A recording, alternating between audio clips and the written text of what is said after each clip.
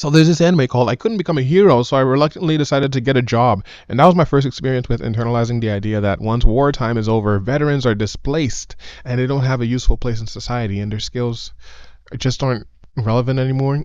This idea is given an extreme corollary in Gurren Lagann, where such a high premium on power is placed.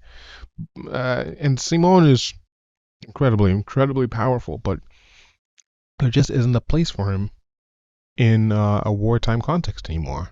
So he becomes a wanderer instead. His job is done.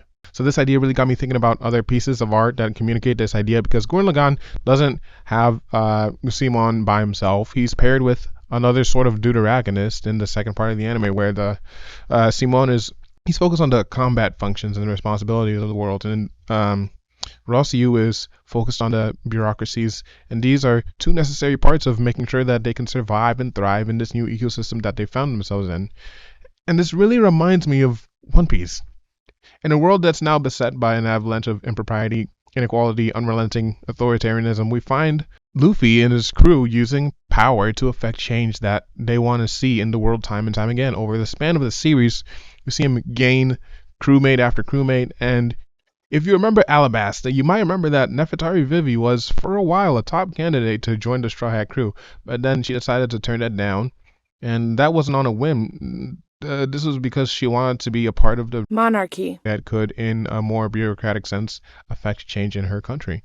And now we're reaching the endpoint of One Piece, and the series is going to end within the next decade. We're learning that Nefertari Vivi is a vital part of the world history, and she's most likely going to play an essential role in the endgame of the story. A role that Luffy can't play as someone who very explicitly doesn't want to be a hero. He just wants to be a pirate who has fun.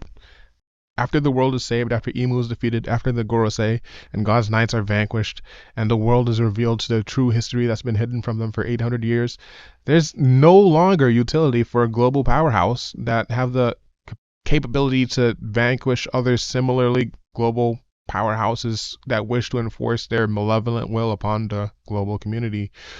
So where does that leave Luffy? Well, having fun like he always wanted to.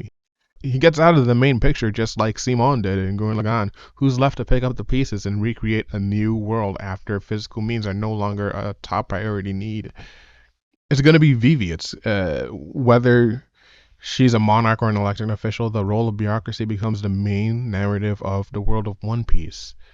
I just thought that was a really cool parallel that I could draw. It's just sort of a yin and yang narrative of overthrowing a corrupt regime and using necessary power in the typical shonen sense, followed by the clerical work that, the unstoppable forces that we followed for the whole series no longer are quite as necessary for their worlds after the process of healing and restructuring begins.